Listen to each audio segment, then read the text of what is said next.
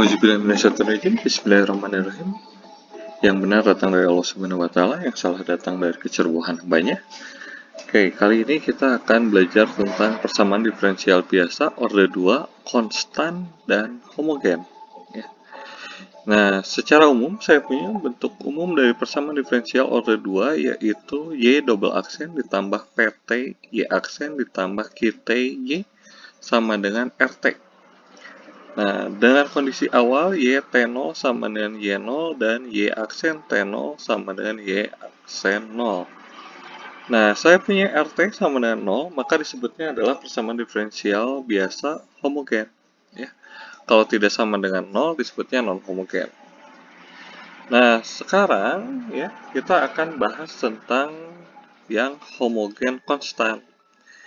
Jadi homogen itu karena bagian kanannya ini adalah 0, konstan karena di sini dia hanya B dan C saja, jadi konstan sembarang.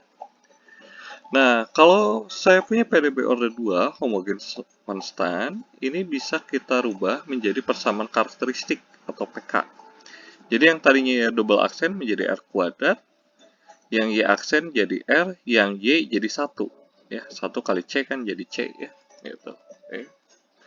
Nah, ini bisa Anda faktorkan atau Anda cari dengan rumus ABC, maka Anda bisa dapatkan akar-akarnya. Ada 3 tipe akar. Yang pertama, itu kalau akarnya berbeda. Misalkan saya punya akarnya adalah R1 dan R2, berbeda. Maka, saya punya solusinya untuk PDB orde 2 ini, Y sama dengan C1 eksponen R1T ditambah C2 eksponen R2T. Ya. Nah, kasus kedua itu akar-akarnya kembar, yaitu di mana R1 sama dengan R2. Misalkan saya sebutnya adalah R, karena kembar. Ya. Jadi ada dua akar nilainya sama, yaitu R. Ya.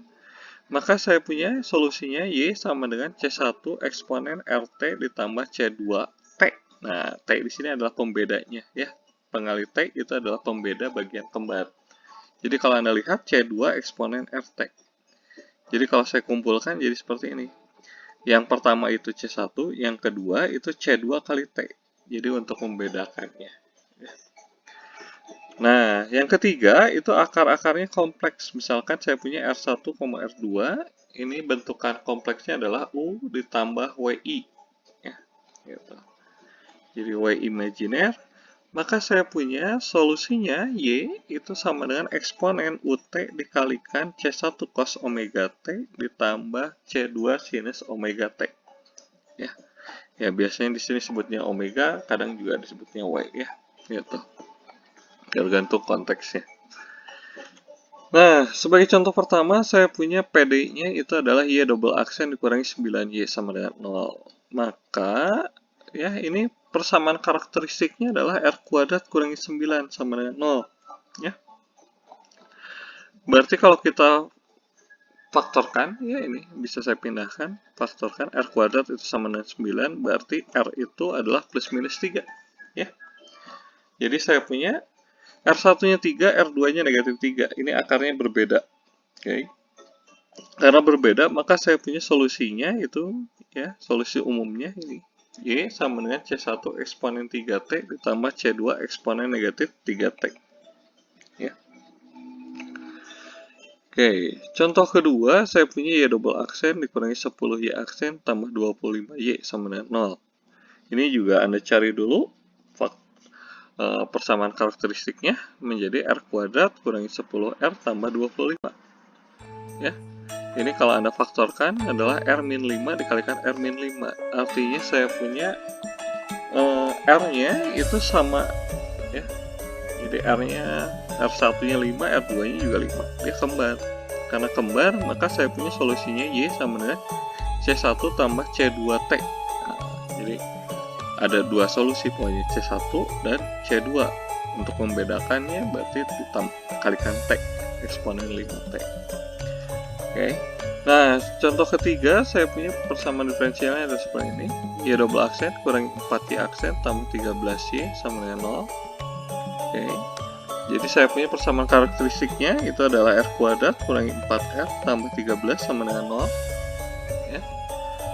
Nah, kalau Anda ya tidak bisa memfaktorkan, ya pakailah rumus ABC, yaitu negatif B plus minus akar B kuadrat min 4AC per 2A. Anda masukkan nilai B-nya itu adalah negatif 4, A-nya itu 1, C-nya 13, masukkan ke formulanya, kalikan, jumlahkan, ya, akarkan, lalu jumlahkan, lalu Anda bagi. Maka didapat hasilnya adalah 2 plus minus 3i, ya. Sehingga saya punya bagian U-nya itu adalah 2, bagian omeganya atau W-nya adalah 3, ya.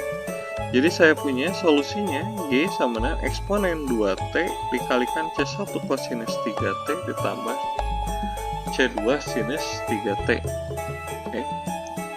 Nah, selanjutnya silakan Anda coba latihan, ya.